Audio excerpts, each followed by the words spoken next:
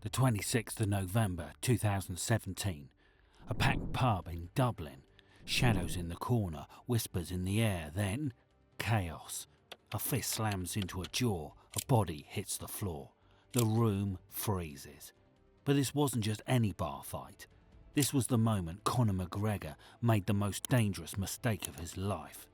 Because the man he hit, he wasn't just another pub brawler. He was connected.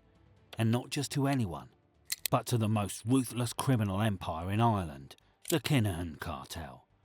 Within hours, the Underworld was buzzing. McGregor had just stepped into a war where rules don't exist. No warnings, no second chances. This is an empire of narcotic smuggling, money laundering and contract killings. And the rumours started almost immediately. A €900,000 price on his head. A bounty issued by the cartel itself.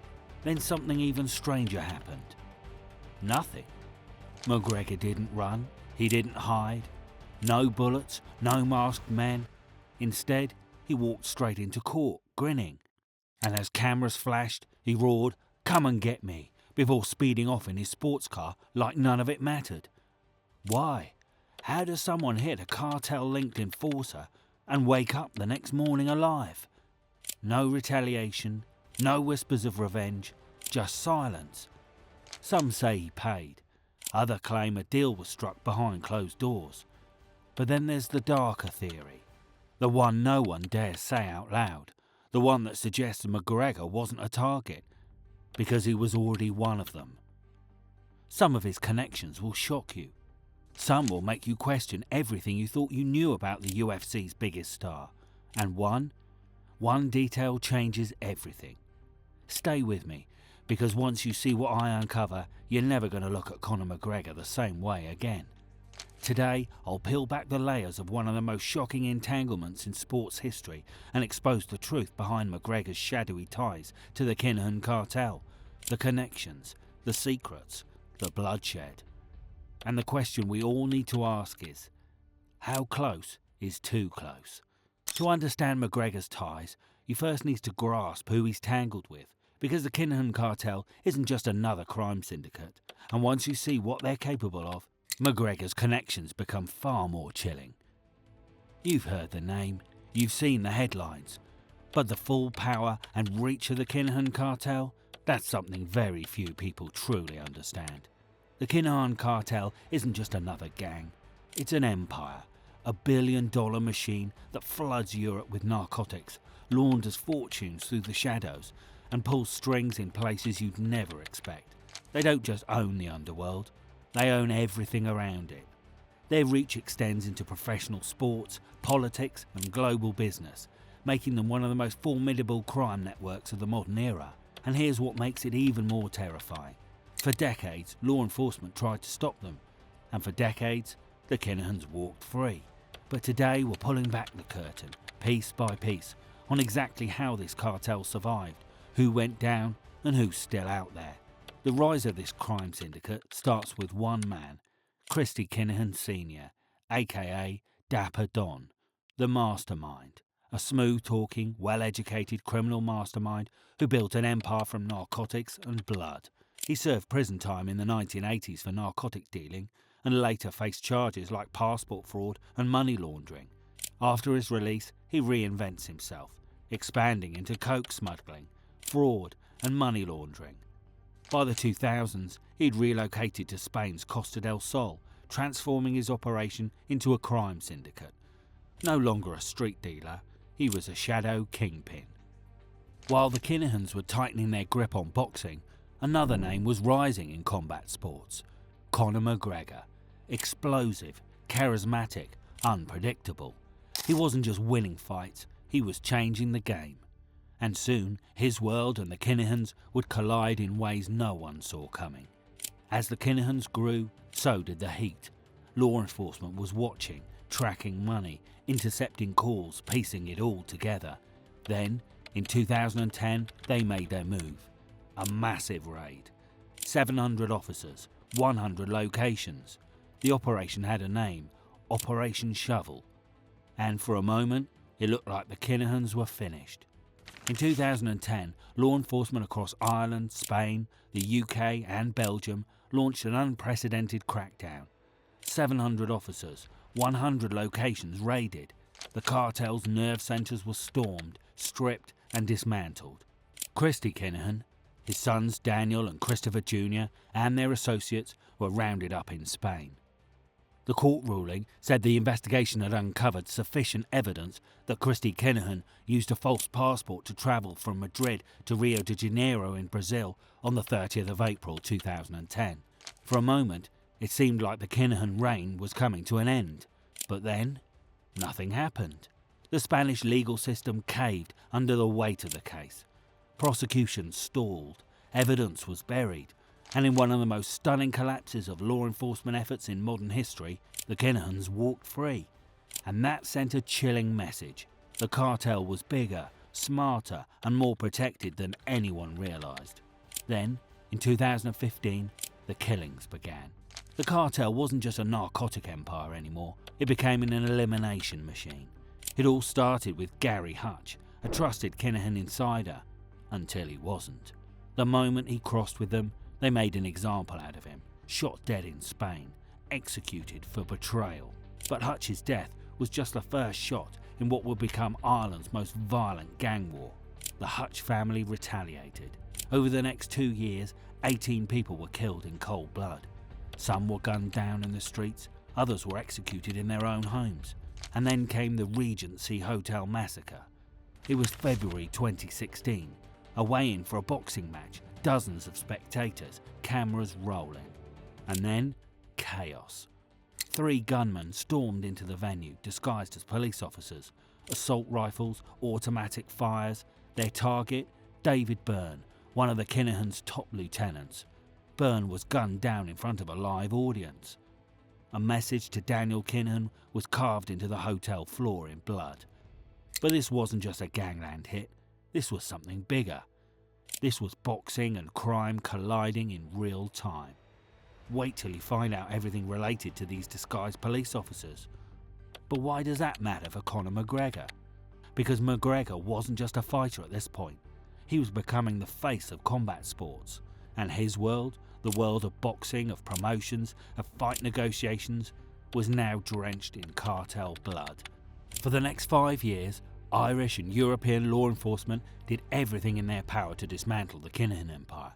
They started with the hitman. James Quinn was sentenced to 22 years for the assassination of Gary Hutch. Freddie Thompson was sentenced to life in prison for the 2016 gangland execution of Dahi Dottie Douglas. Eamon Cumberton and Christopher Slater were given life for the assassination of Michael Barr.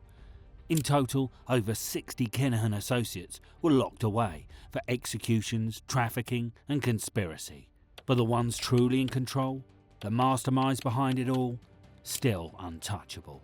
While lower-level operatives were sentenced to decades behind bars, Daniel Kinahan was living in luxury and Christy Kinahan was wealthier than ever.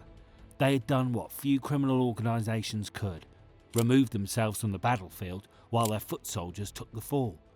Instead of facing prosecution, they had relocated to a jurisdiction where extradition was nearly impossible, shielding themselves from European law enforcement. Dubai became their fortress, a safe haven where authorities couldn't touch them, no matter how many cases were built against them. Every time an international task force got close, the Kinahans stayed one step ahead. While their cartel suffered blows, the leaders remained free, expanding their operations from a distance. Every time an international task force got close, they slipped away. Until 2022. In April 2022, the United States finally stepped in. This wasn't just about Ireland anymore. This was a global threat. The US Treasury officially declared the Kinahan Cartel as a transnational narco-terrorist group. Ireland's Garda Commissioner, Drew Harris, said the gang is worth more than $1 billion. Harris warned the Kinahan gang members that they can't hide from justice forever. He said they will eventually run out of money. The consequences were immediate. Daniel, Christy Sr. and Christopher Jr. were sanctioned, their bank accounts frozen, their assets seized. And then came the bounty, $5 million. That's what the US put on their heads, and this is where the world of sports and Conor McGregor comes into focus. Because Daniel Kinahan wasn't just a criminal. He was a fight promoter, a boxing manager, a man with deep connections in the combat sports industry. And in 2017, at the peak of his power, Daniel Kinahan was directly involved in a boxing event where Conor McGregor made an appearance. But now, with the full weight of the United States, the UK and Ireland hunting Kinahan down, one question remains. How close was McGregor to the most powerful crime family in Ireland? Was he just a fighter caught up in the storm? Or was he closer to the heart of this empire than anyone realised? Keep watching, because what's coming next changes everything. Because now you're ready to understand what they don't want you to see, the secret side of Conor McGregor. For years, his name has been whispered in the same breath as this empire. But until now, it has never quite made sense. How did a world-famous athlete, a UFC champion, end up in the orbit of a cartel that orders assassinations? Was it just bad luck, a product of where he came from? Or is there something far more sinister buried beneath the headlines? It's time to connect the dots. Conor McGregor, the name itself is a brand, a storm, a phenomenon that redefined combat sports. From the streets of Crumlin, Dublin, to knocking out champions in seconds, to becoming the biggest pay-per-view star in UFC history, McGregor built an empire of his own, a rags-to-riches story like no others. But here's the thing about empires. They don't rise in isolation. They don't grow without powerful connections, without the right people pulling the strings behind the scenes. And McGregor's world? It wasn't built on skill or on showmanship either. It was built in a place where crime and success often walk hand in hand. In March 2017, McGregor made a public appearance at a highly anticipated boxing event, not as a fighter, but as a presence. He escorted Irish boxer Michael Conlan to the ring for his professional debut. It seemed like a simple favour, a high-profile show of support for a fellow Irish athlete. But this wasn't just any fight, and this wasn't just any promotion. The event was organised by MTK Global, a company founded by none other than Daniel Kinahan. That's where the story gets murky. Fast forward to 2025, and that night from years ago was suddenly back in the headlines. In a shocking revelation, a lawsuit against Top Rank Boxing claimed that McGregor never even wanted to be there. According to the court filings, when McGregor allegedly tried to back out of the event, Top Rank's president reassured others in the industry that Daniel Kinahan would lean on McGregor and make sure he showed up. Think about it, a UFC superstar, the face of combat sports, and a crime boss allegedly stepping in behind the scenes to keep him in line. Now, McGregor wasn't a party in that lawsuit. He wasn't accused of wrongdoing, but the implication is chilling. Did Kinahan have enough influence over McGregor that he could force his hand in a business decision? And if that was true, then what else was happening behind closed doors? Because this was only the beginning. The deeper we go, the more disturbing the connections become. The allegations surrounding McGregor's business dealings don't stop at a boxing promotion. They hit much closer to home, right at the heart of his own business empire. For years, McGregor built his brand on excess, luxury, power, control. And in 2021, he expanded that empire with the Black Forge Inn, his very own pub in Dublin. It was more than just a bar, it was his statement. A high-end exclusive venue where McGregor wasn't just the face of the brand, he was the owner, the king of his own castle. But in January 2022, that castle was under attack. Late at night, petrol bombs were hurled at the pub, igniting a wave of speculation. The attack was brazen, the timing suspicious. Who would want to target McGregor's business? And more importantly, why? Immediately, theories exploded. Some believed it was a simple act of vandalism, a random attack fueled by jealousy or a personal grudge. But others saw something far more sinister. Whispers spread across social media. Was the Black Forge Inn more than just a pub? Was it, as some suggested, a money laundering front for the Kinahan Cartel? The theory gained traction because of one glaring fact. Kinahan associates had been seen there, more than once.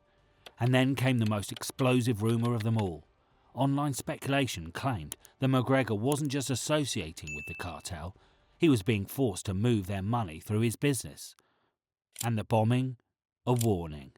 A rival faction, perhaps someone inside the Dublin Underworld, had allegedly found out and wanted to send a message. Of course, these claims were never proven. The Irish Gardaí launched an investigation, treating the bombing as attempted criminal damage, but no public evidence linked it to any gang feuds. Some Twitter users were convinced there were too many coincidences to dismiss the rumours as false. On the other hand, some of them shared personal anecdotes to support this theory. So, was this just another wild conspiracy theory? Or was there truth buried beneath the rumours?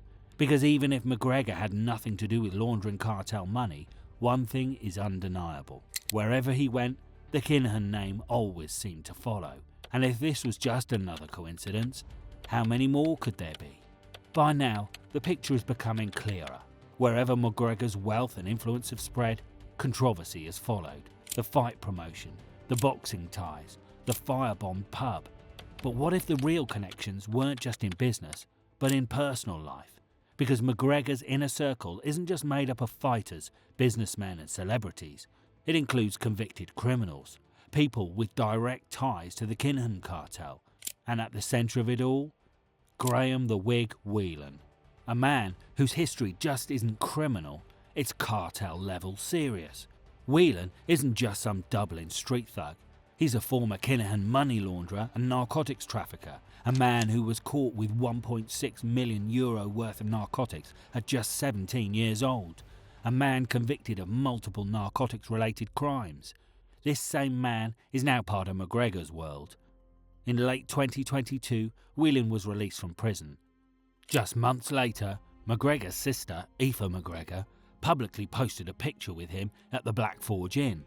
Her new boyfriend, a former Kinahan fixer, smiling inside Conor's pub. And it didn't stop there. Whelan wasn't just dating McGregor's sister. He was playing for the McGregor's in-house football team, attending family gatherings, becoming a fixture at the Black Forge Inn. It was enough to raise serious questions. Was Whelan simply a reformed man who found himself welcomed into McGregor's circle, or was his presence at McGregor's pub something more, something business-related? Because it wasn't just Whelan.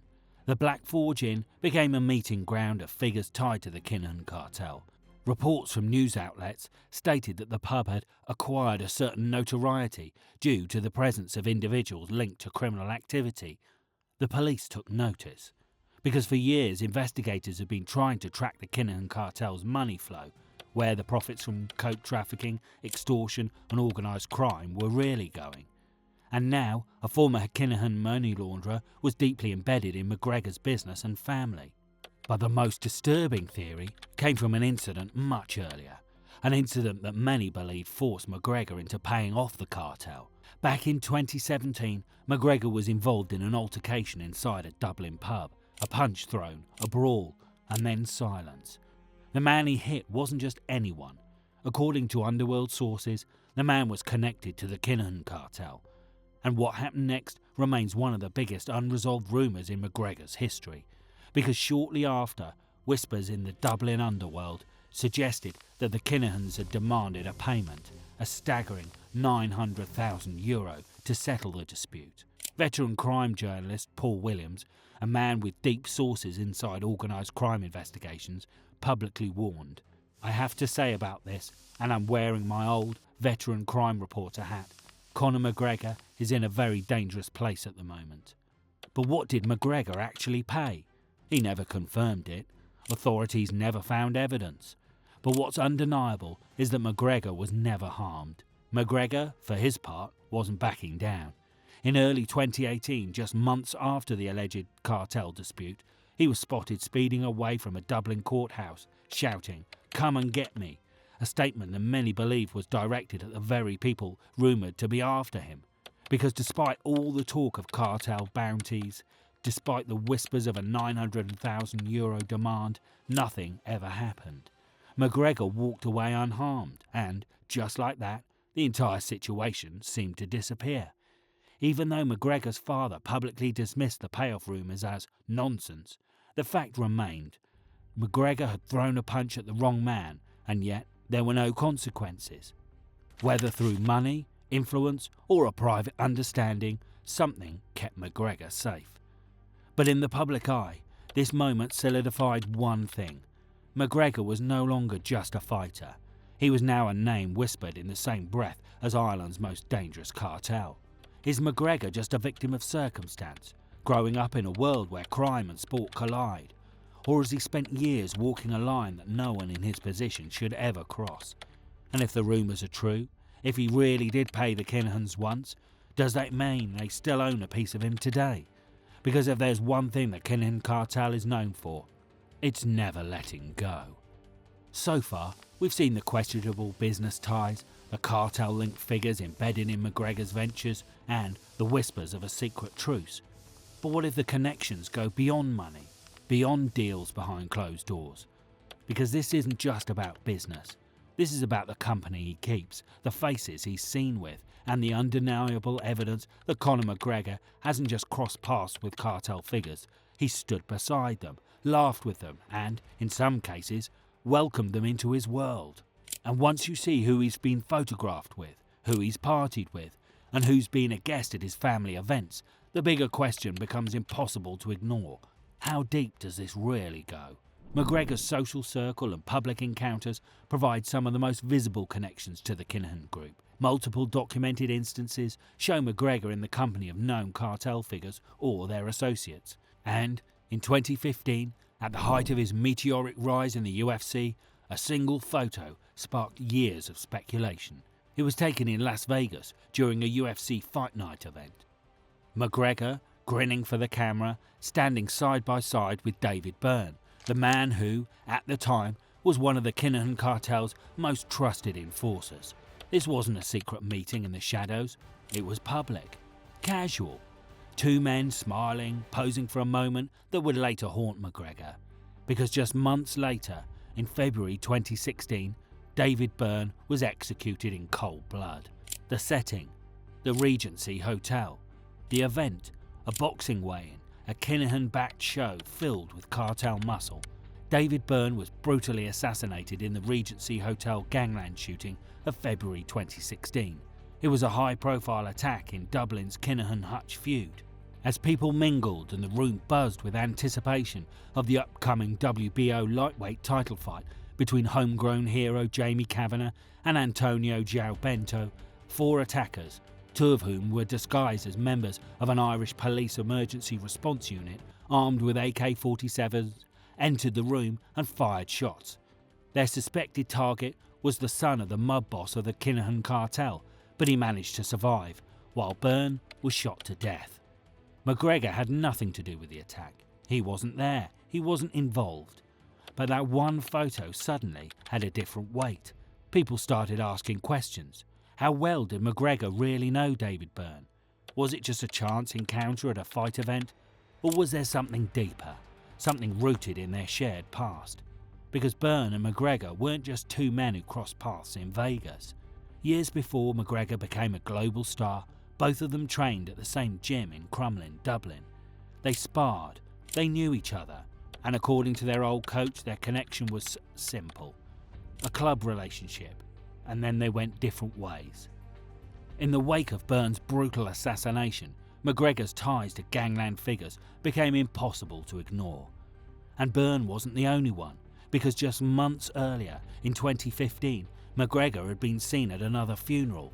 This time, it was for Paul Kavanagh, a known associate of the Hutch gang, the Kinahan Cartel's bitter rivals.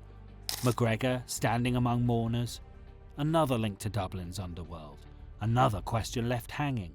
Was this just a case of growing up in the wrong place, knowing the wrong people? Or was there a reason McGregor kept showing up in orbit of these men? Men who weren't just criminals, but players in a violent war that left bodies in its wake. And if this was just all circumstantial, then why did it keep happening?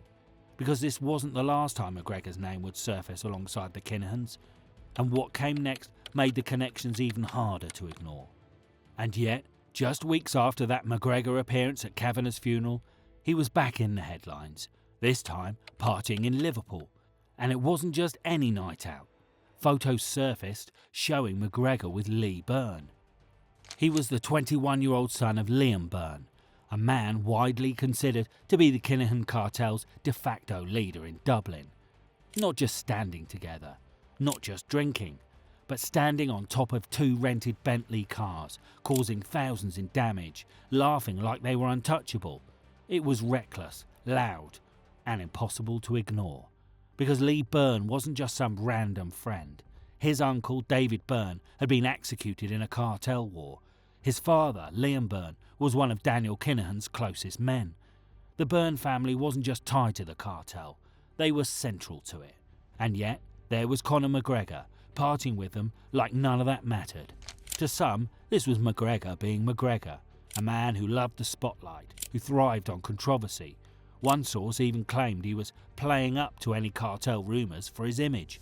But to others, it was a sign that despite the warnings, despite the dangers, McGregor wasn't walking away from these connections.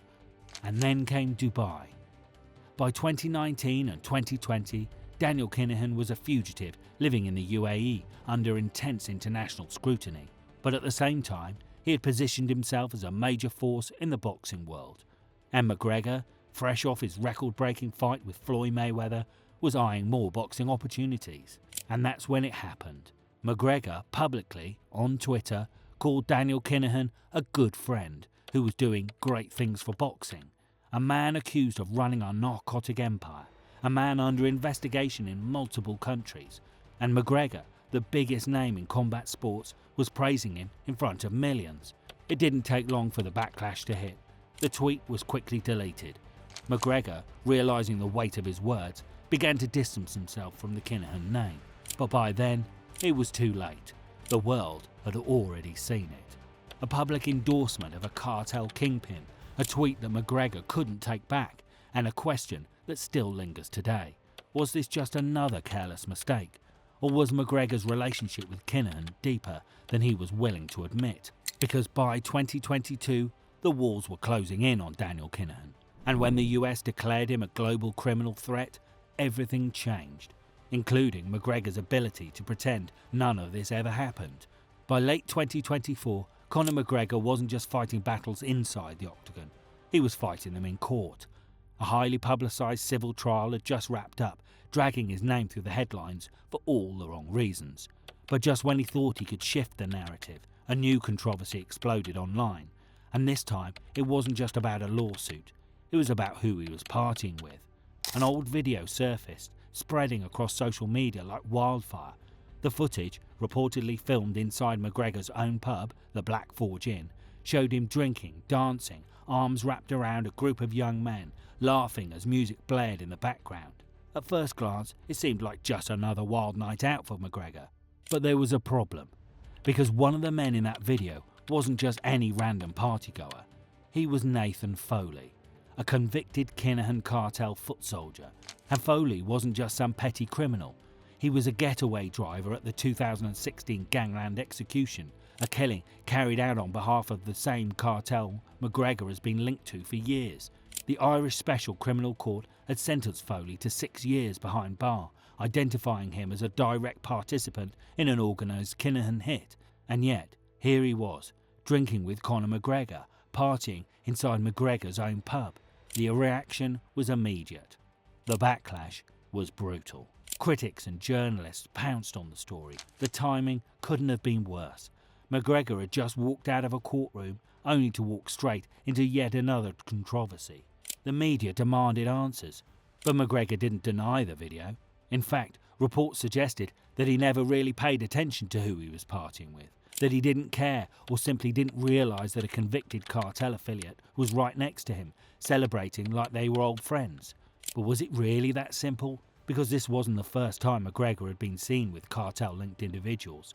And now, with a convicted Kinahan enforcer caught on camera inside his own establishment, the questions were impossible to ignore.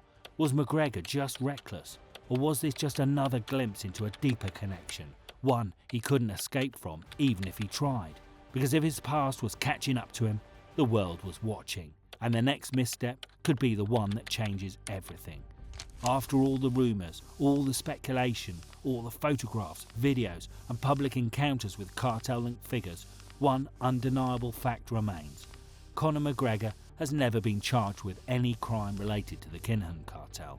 Despite the years of whispers, the media frenzy and the growing web of connections, Irish law enforcement has never pursued him as a suspect. While the Guardian international agencies have aggressively dismantled the Kinahan operation, arresting cartel enforcers, money launderers and even family members, McGregor has never once been questioned in an official capacity.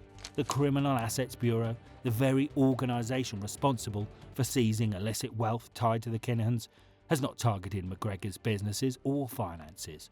For law enforcement, McGregor isn't a criminal. He's an outsider, a man who happens to know some dangerous people, not a man operating within their ranks. But here's the problem. Not all crimes leave a paper trail. Not all influence is visible. Unofficially, McGregor remains on their radar, because when you repeatedly associate with individuals under active investigation, when your name keeps surfacing in cartel circles, and when your business is frequented by known criminals, it doesn't go unnoticed. Authorities don't need to build a case against McGregor to keep watching him. When he got married in 2022, rumours swirled that Gardaí were quietly relieved that no cartel members attended the private ceremony. When his sister's wedding in 2024 did include a former Kinahan money launderer, law enforcement likely took note. And every time another cartel-linked associate appears beside him in a nightclub, a boxing event, or inside his own pub, that scrutiny only intensifies. McGregor built an empire, a name, a legacy. But there's one problem with empires. They don't just fall, they collapse. And the bigger they are, the harder they hit the ground. For years his fame protected him. But now, every move, every handshake, every whisper, it's all under the microscope. So, what's the truth? Is Conor McGregor just another athlete with bad judgment and friends? Or is there a deeper connection? One that exists in the spaces between what we know and what we can prove? That's the question the world is still trying to answer. What about you? Do you have the answer?